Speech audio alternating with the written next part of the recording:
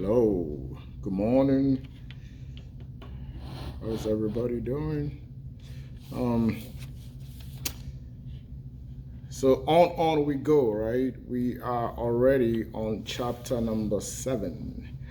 All right, we are on chapter number 7. Anybody excited? Um, we're gonna be done before you know it. So let's go straight to what we are about to do today. Remember, hey, this is about persistence. All right, it takes persistence. I've already talked about that. So keep going, keep going. Don't stop. Life is what? It's like a bicycle. If you stop riding it, you're gonna fall. It's like a car. If you're driving a car, you stop stepping on the accelerator. What happens? You're gonna stall. Car's gonna stop. You don't want to stop. We keep going. We got to do what we got to do and get out of here. The little time that we have, we come in, we do our work, and then we get it over with for what? A better life. So that's what we want for ourselves and for our children. So let's not talk further. Let's go to chapter 7, networks and interconnected world. Okay. So our objectives are, we're going to describe 3 network topologies. All right, that's the structure of networks, and 4 network types in common use today. We're going to state 3 advantages that 5G wireless communications will provide over 4G communications. All right, and then we're going to identify 3 advantages associated with software-defined networking. Describe how the internet works, including the roles of the internet backbone, TCP/IP protocol, IP address, switches, and routers.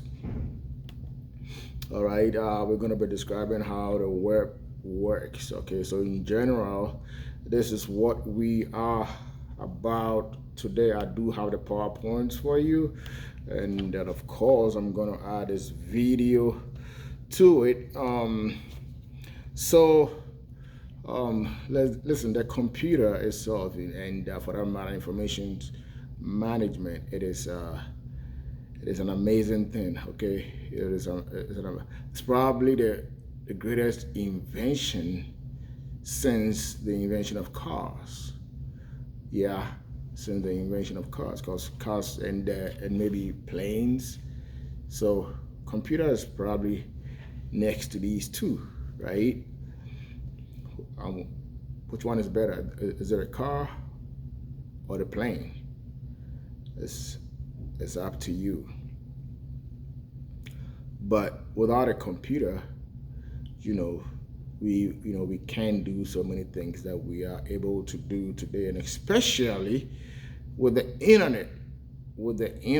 All right, now, like I said, the world is shrinking, right? The world has shrunk. It's not even in the process. It's now complete. The world has shrunk, and so we can be here and communicate with anybody anywhere in the world, and it takes only seconds. All right.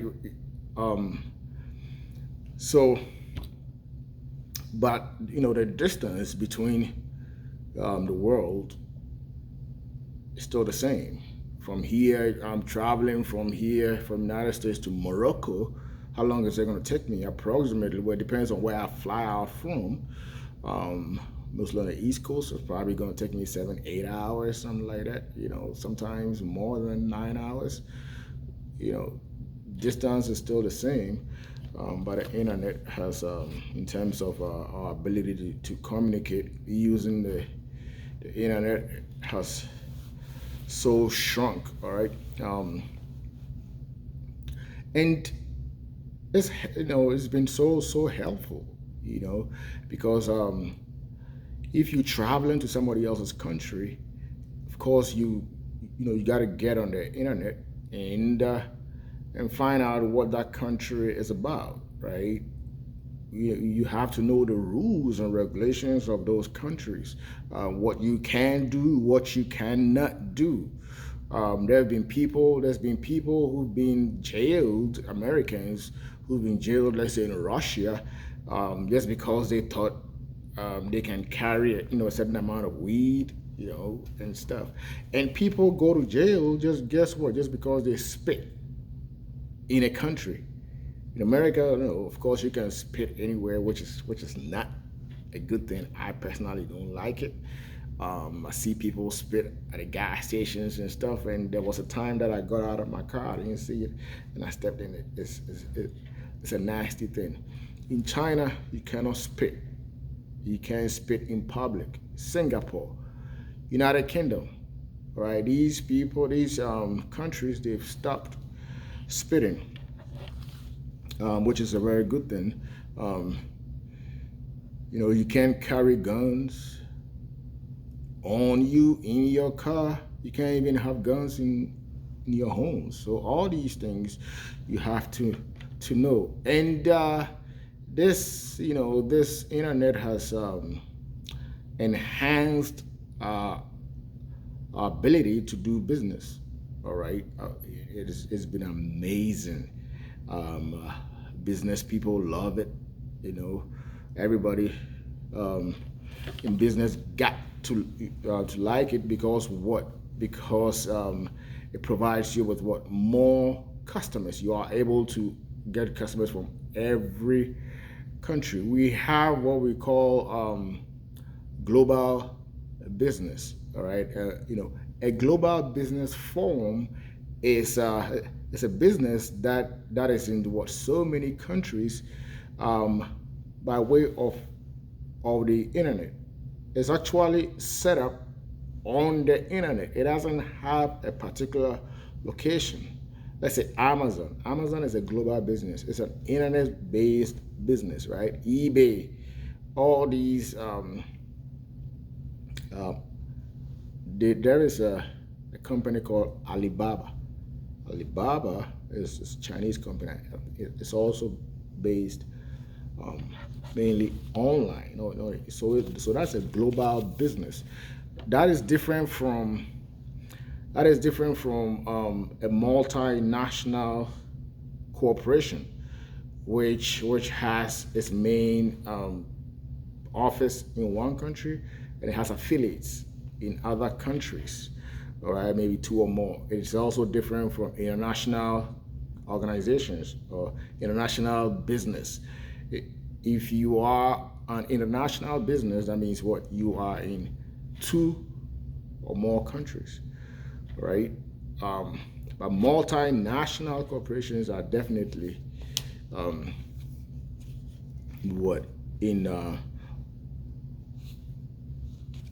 definitely located in multiple countries, in also in two or more countries, but it is a corporation.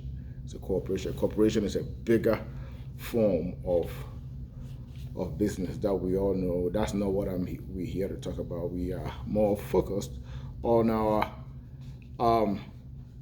information system. So what is a network? A computer network is a network of what? Computer devices that sends and receives information, or that enables us to send and receive information. Like I said, it is made up of what? Computer devices, not a computer itself, but the routers, all right, the computer channels, the communication media, the software, that all make up the computer, all right. And so that is what a computer network system is. We are able to connect these to the computer, and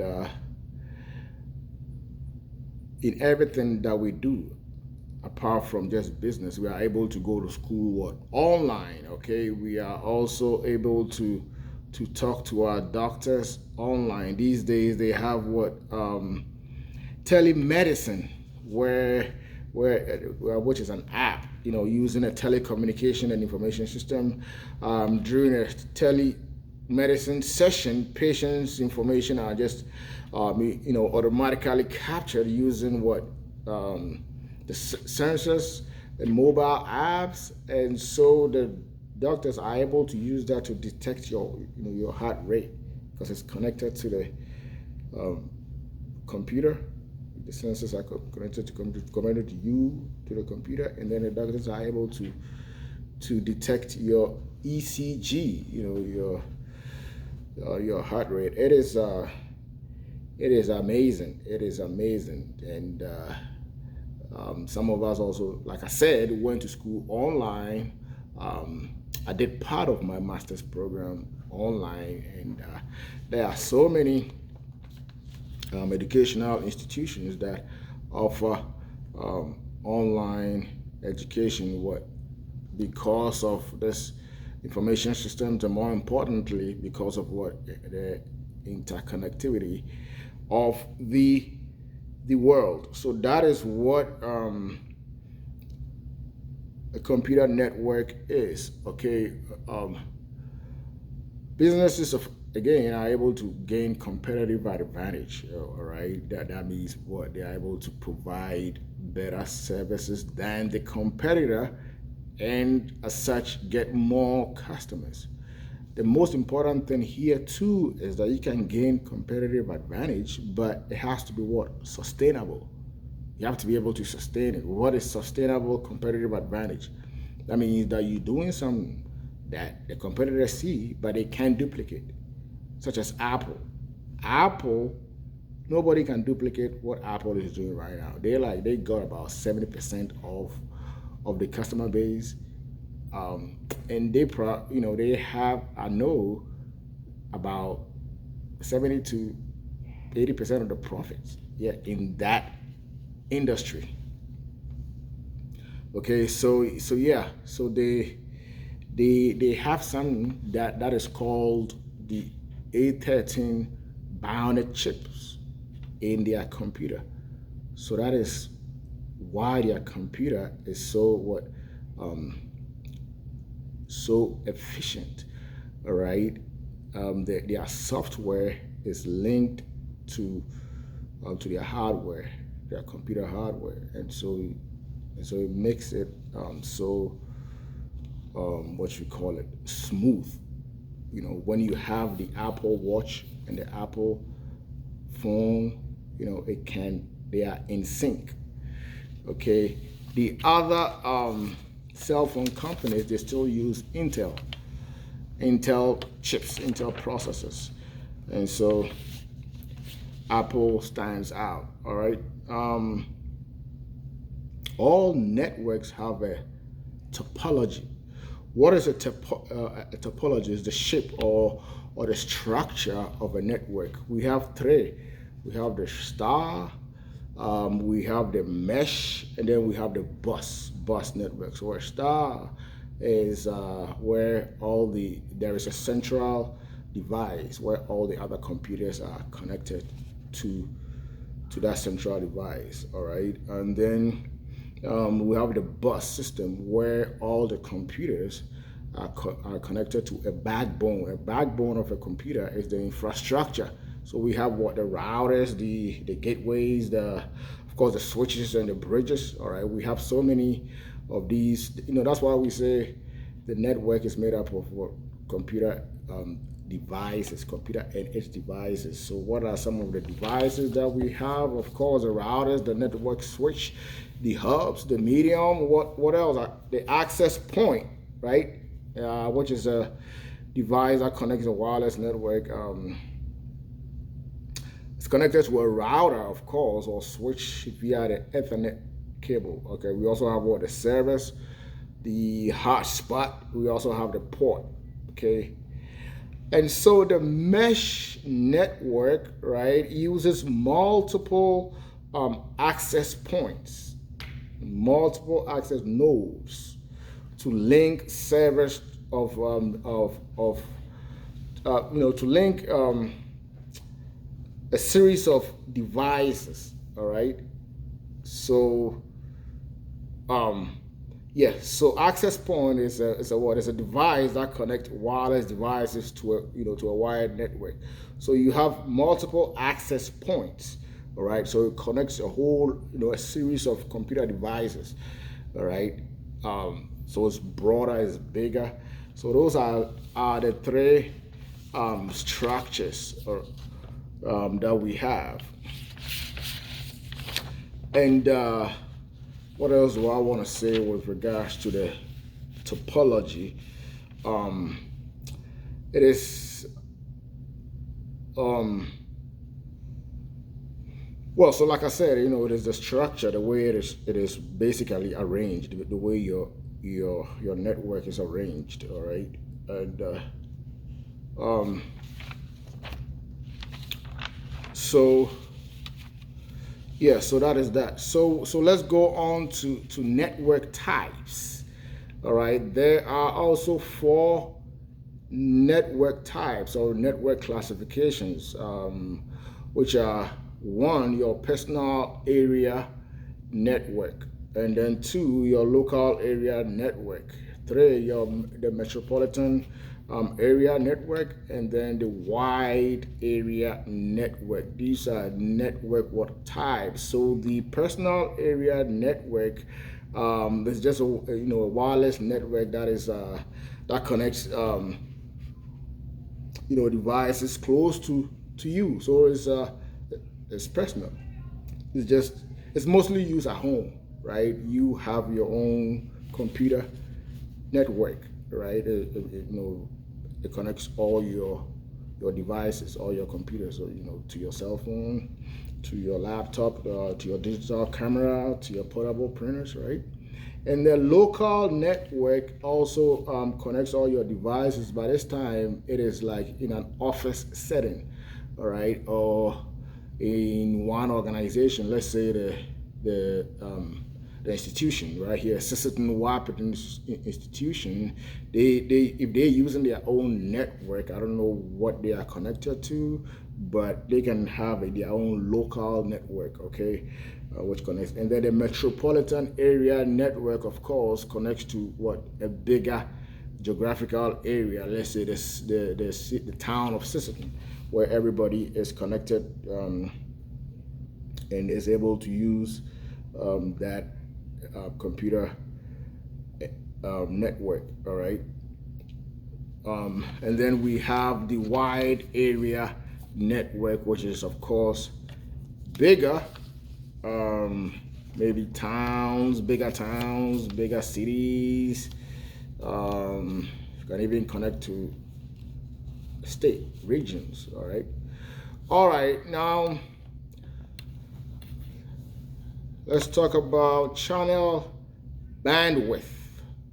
All right, it refers to the capacity of a communication channel to carry traffic, to carry a lot of computer systems.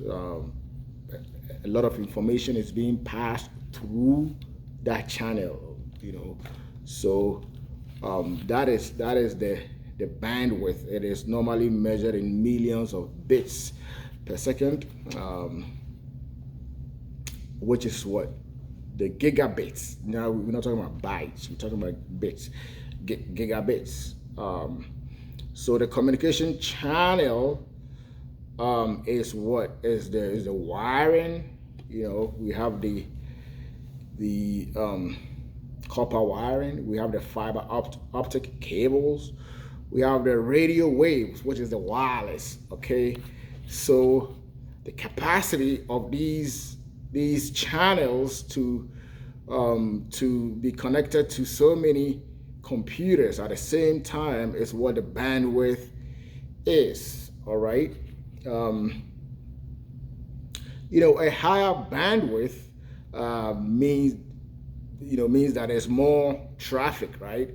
That means it's connected to so many computer systems simultaneously. Listen, it does not imply how fast the communication is. No, that's not what it means. It just means that it have a bigger capacity to carry so many, you know, communication networks. And so, but the thing is, if it's carrying a whole lot of networks, right? If it's it can sort of there could be some disruption, right? There could be some disruption. There could be some problems because there could be a jam. Okay, there could be a jam. Some of the messages won't go through, so it kind of slows down everything somewhat. So you sort of need a bigger bandwidth. Most organizations use bigger bandwidth, but it has nothing to do really with time. It's just a capacity. So take note of it. All right.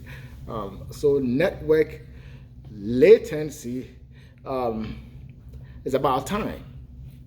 It's about the time it takes to transmit information for for one network to for one computer to be able to transmit information to another computer. And these with a 4G network, 4G computer network that we have now is becoming 5G. It can transmit information in about 60 microseconds. Right? So as soon as I send it, you're supposed to receive it within 60 microseconds. So if there is low latency, right, that means it's real fast. Take note of that. If it's low, the latency level is low, that means that it is, you can transmit information real fast. Whereas when the latency is high, it's a slow network, right? It delays transmission of information. Okay, so let's go back to the communication media, our communication channel. Like I said, we have the wired and the wireless. The wired is also called the guided transmission media, all right? And we have three forms. There's the twisted pair wire connection. Oh, excuse me, I had to sneeze. The twisted pair wire, which is a copper wire, right, which is connected to the computer, which is able to be the channel to transfer information back and forth. And then we also have under the wired transmission media, we also have the coaxial cable, which is a cable that is insulated, right? And then my favorite is the fiber optic cable. Why do I say it's the fiber optic? So what is a fiber optic cable anyway? It's pieces of glass, right, that is being molded together, and it's being held together by a casing. It's such an amazing thing because I went to a fiber optic making plant. I just visited the place. It's owned by this Chinese guy who I met. I wouldn't say it's my friend because I don't really know him, but we communicated, and he said, "Hey, I got a business here in South Carolina. I just came in from China, so we are trying to open it." And and so he said, "Why don't you come in and take a tour?" It's just an amazing thing. Oh my God, the level of technology sometimes amazes me. And so it uses light beams to transmit the signal. Like I said, if you get a chance, you can visit some of these manufacturing companies. They're going to allow you in. And then, of course, we have the wireless, all right? So we have the wired, and now we're talking about the wireless, all right? So this has no, of course, electrical conductors. It uses electromagnetic waves, and there is a spectrum of this electromagnetic wave, which starts from the radio wave, and then we have the microwave, and then the infrared wave. These are, these, it is differentiated by what? The level of frequency. All right. A frequency of wave is the number of what you call cycles that passes to a fixed point within a given time. So the radio wave is slower, and then the microwave, and then the infrared is, of course, the fastest. Most cell phone companies are in the infrared, are in the microwave frequency, which ranges from 700 megahertz to 2.9 gigahertz. It is controlled by the FCC. It's controlled by the government. So the government says that, okay, cell phone companies have to be within that range. They cannot. So if you want to go to a higher range, you need a whole lot of licensing, which is probably impossible, because when they do it for one cell phone company, they have to do it for another. All right. So the next thing that we want to talk about is the wireless communication options. All right. We have the wireless communication options, which are, number one, the near field communications, which is NFC. These are very short waves, right? Very short range wireless connectivity that enables two devices which are very close to each other to to transmit information, to exchange data. It is like when you go to the grocery store and you use your credit card. A credit card is a device. The grocery store point of sale where you swipe your card is also a device. The credit card has chips in them, and so these chips are what magnetic waves. All right. So the NFC, that magnetic wave allows the magnetic wave to interconnect and then exchange information. You can also use, when you use your Apple Pay, right? All you got to do is just show what your computer to the point of sale device, and then you get it. Sale is complete. So that is the NFC. It has to be very close to each other.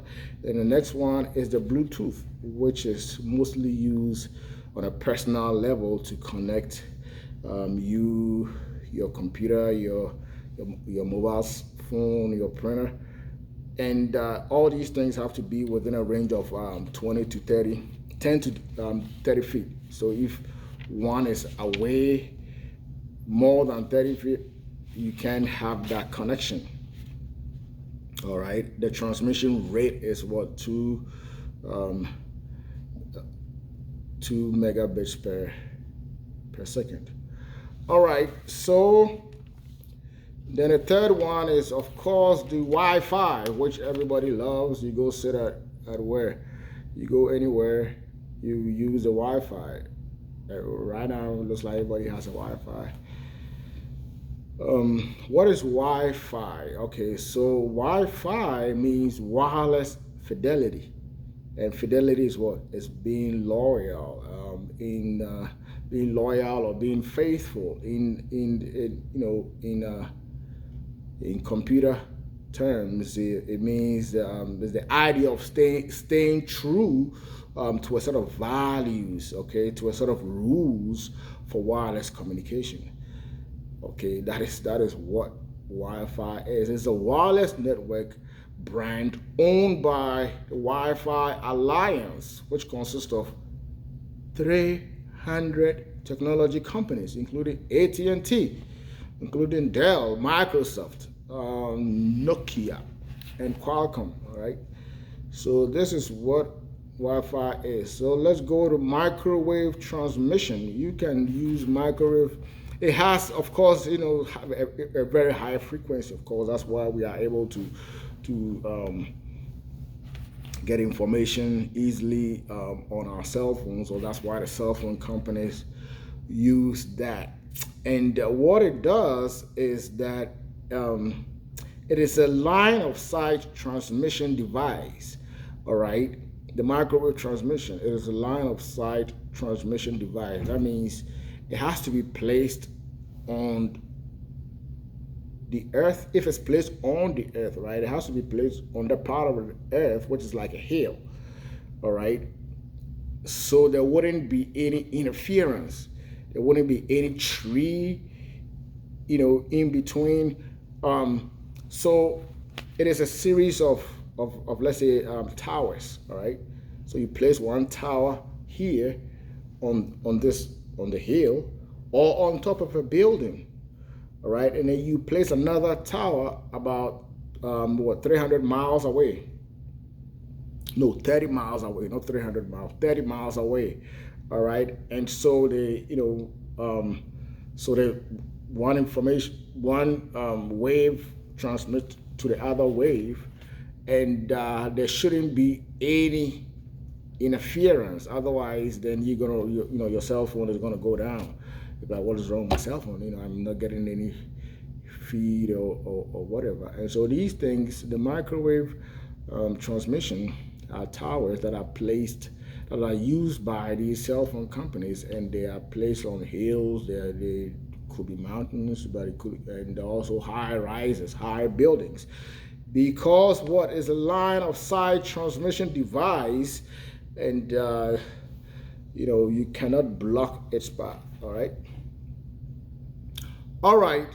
So what is a 4G? So let's come to 4G wireless communication. Okay,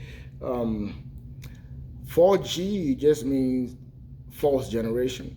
Are we still in the fourth generation in terms of wireless communication, or we are in 5G, which is the fifth generation?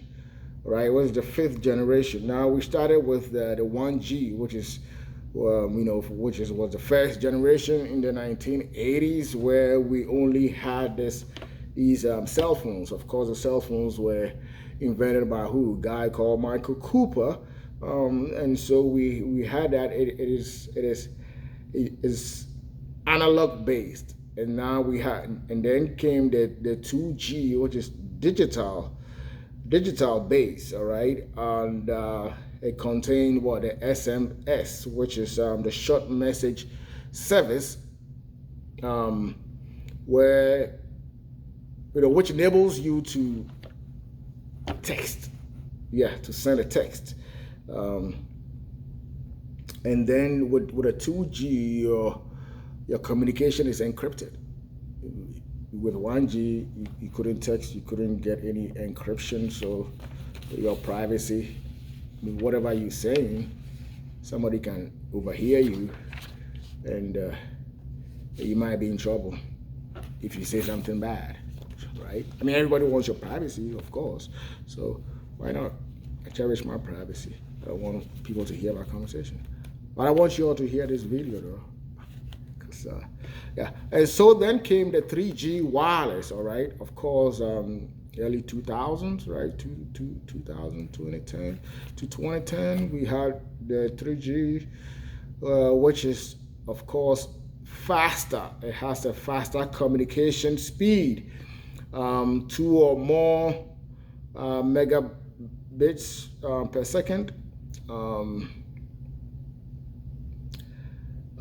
Its capabilities include mobile videos, mobile e-commerce, location-based service, mobile gaming, and downloading and play of music. All right, I don't know if the musicians liked it or not, but there was a lot of controversy when it first came out, right? That people can just download the music for free.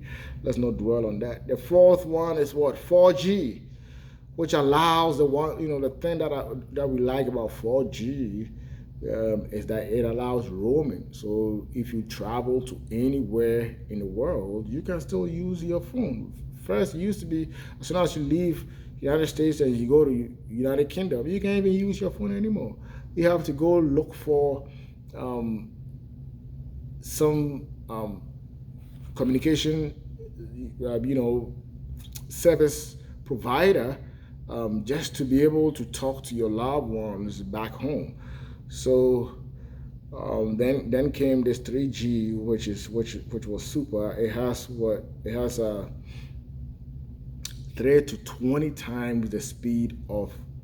I mean, then came the 4G. That's what I'm talking about. It has the speeds up to what 3 to 20 times the speed of 3G. All right. It is smooth streaming video. It allows smooth streaming video. It allows universal access. It is more portable. And again, the thing that I like best about it is the roaming that it allows. Again, first, because I was a management consultant, right? And so moving from one state to the other shuts off your cell phone. You can't really communicate with people in different, or when you enter a different state, your cell phone can't, you can't use your cell phone to communicate with somebody else in another state. It is just ridiculous. So we welcome the 4G, and now we have what the 5G, which has a bigger bandwidth. All right, it transmits up to 20 gigabytes. It has a lower latency rate. A 2-hour movie can be streamed in less than 3 seconds. It is just amazing. Of course, it's faster. That is the main thing about it, right? It is faster. Instead of 10 microseconds, you can get your information in 1 microsecond.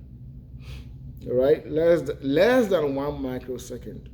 All right. So as soon as somebody sends you a text or calls you getting that information real fast.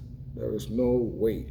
And also, I hear 5G supports many devices. All right, so you can be connected to many devices using 5G, and 5G will be used to enhance driver safety and overall traffic flow. So when you drive, and these days these cars, as soon as you veer, like you're going to the middle lane or veering off your straight path, it's gonna signal. Pip, pip, pip, pip, pip. Yeah, you come back to it. It's I think that is a 5G technology. I don't know how that works, but it is new. I think it started somewhere last year, right?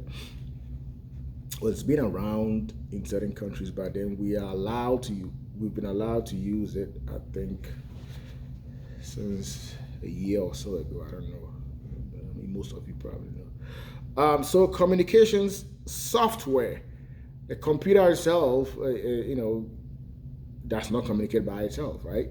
It has to be a software that is put in, and it is a network operating system, which is NOS. It's a systems software that controls the computer systems and devices on a network, and allows, of course, communication with each other. We have the Linux, Linux. We also have the OCX, and what we all know is the Windows Server. All right. There is also the network managing software. So which ensures that if there are any problems, it can be addressed. All right. So it doesn't have any impact on your use of your computer to send information, because we are we live in a world where we cannot have our computer not working. We cannot have our mobile phones not working. You know, if the services are down for what 5 minutes, or people start panicking, oh my God, there's a problem, right? We need it to, of course, in the classroom. We need it everywhere. We need it everywhere. We need it to be running. So we need a network managing software. Mobile device. There is a mobile device management, of course, software. All right. Let's go to the next topic, which is the internet and World Wide Web. Are they different? A lot of people use it interchangeably, but guess what? They are very different. The internet is just the computer. It's a network of computers and its devices. That's it, right? The World Wide Web is the documents that is inside of the computer. The documents, the pictures and stuff, the videos that is inside of the computer, right? The worldwide we have this guy, Tim Berners-Lee from London. He was born in London in 1959. He's the guy who invented the World Wide Web. All right, well, the internet and World Wide Web goes hand to hand, right? Because I can't imagine a world without the internet. The internet is a global network of computers. All right, that is what the internet is. It's a global network of computers. So you can be here, and then you can have access to another computer somewhere where there is information, in that computer that is somewhere. So that information can be passed on to what? To your computer, so you can know what is going on there. So Vinton Gray Cerf is credited as the guy who invented the internet, or one of the guys who invented the internet. Vinton is Vinton. I don't know what name is that, but I've had so many names, right? So like I said, the web is a system of interconnected resources and documents that are accessed through the internet. And the internet is just the infrastructure that connects computers, which allows data exchange. The computer is an infrastructure. The devices, they are all infrastructure. When we say infrastructure, we don't mean the roads and bridges. No, computers are also infrastructure. All right. Yep. So that is a beautiful thing. How long we've been here? 40-something minutes already. So the country that uses the internet a lot, it has most usage, is China. 772 million people are connected to the internet, followed by India, 462, which is very low because India has 1.2 billion population. It's not a big deal because China also has about 1.2 billion population. United States is third on that list with 312 million. And United States population is about 340 million people. So in terms of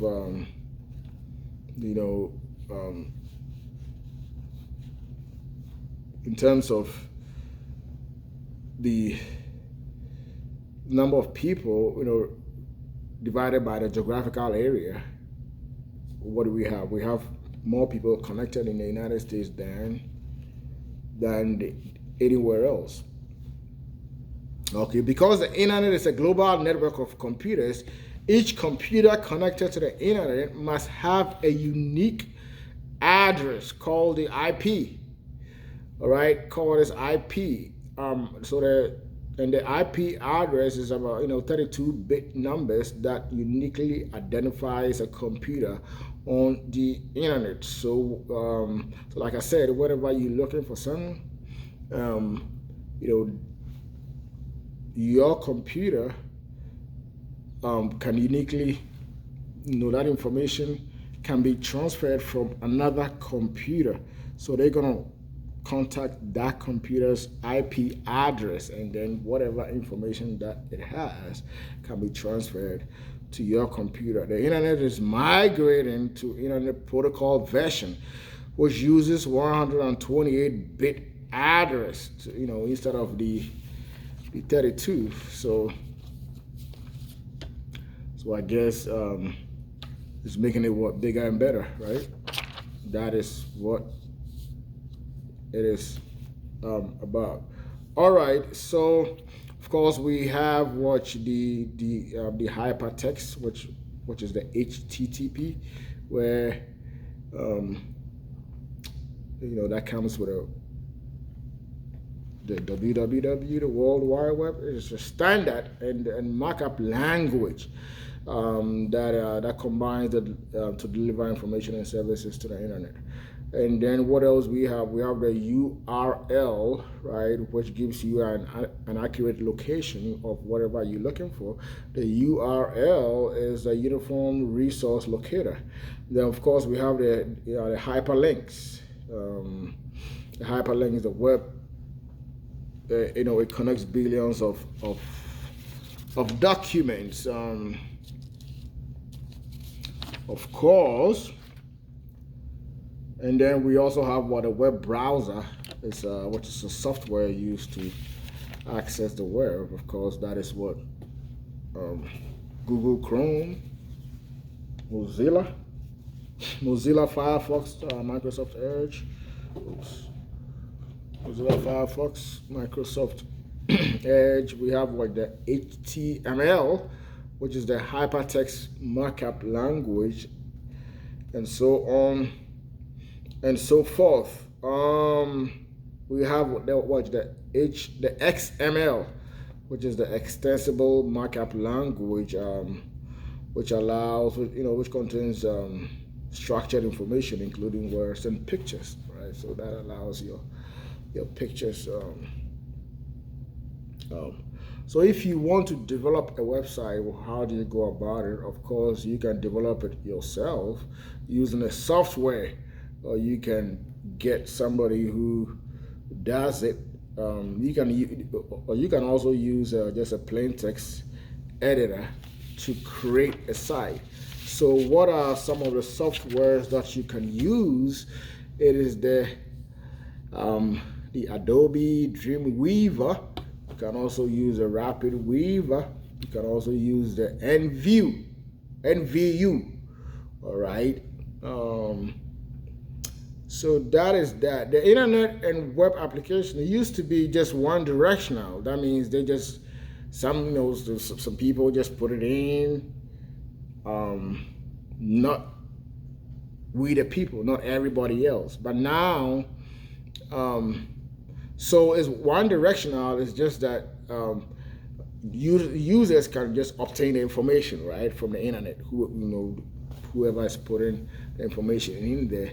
But now it's become two-dimensional. That means you can also contribute. When you use your YouTube, that is an internet connection which allows you to also post your videos, whatever you are. It allows me to post this, so it's become two-dimensional. And also Wikipedia. Right, so it's YouTube, Wikipedia, Facebook, and then the micro blogging sites like Twitter. The web is used for what? So many things. For news, education, for listening to music, for what? Job information, for sports, watching sports. I watch sports these days on my cell phone. If I don't want to. If I can get it on my TV. So, what is the importance of this web or the internet? It goes on and on. There is what we call the intranet and the extranet. The intranet, these are like is like the internet, but with the intranet, it can be used only by the employees of an organization. So it's more internal. And then the extranet, it can be used by the employees as well as their business partners, their suppliers and everything. That is an extranet. So it's only designed for specific business organization. It is an internet, but of course, you can not just anybody can use it. It requires a special pass code for you to be able to use that. And it's only given to the employees. All right, so this has been our lecture for today. Of course, we've put a lot of knowledge in our heads about computer, about information systems. All right, so take note of whatever I've said. If you have any questions, of course, let me know. I'm going to ask you a few questions so I'll make sure that you understand everything, and then we go from there. So our next meeting is going to be on chapter 8. We're going to end it on chapter 11. All right. I'm showing that now. We're not going to go further because chapter 11 is going to be AI. All right. All right. Y'all take care. And remember, persistence. Do your work. These questions are not hard. This is not hard. We're not going to do any exam, and so you get this. This is more or less what a homework form, right? Homework. So just do it. If you don't submit it on time, I'm gonna deduct grades. You're gonna lose 15 points now. So just go ahead. Get the job done. I need it on time, and then we go from there. So far, a lot of people are doing very well. Okay, you guys are doing very well. I'm proud of you. I'm not gonna name names, but you know who you are. You're gonna get A's. All right. So take care. Be good. Bye bye.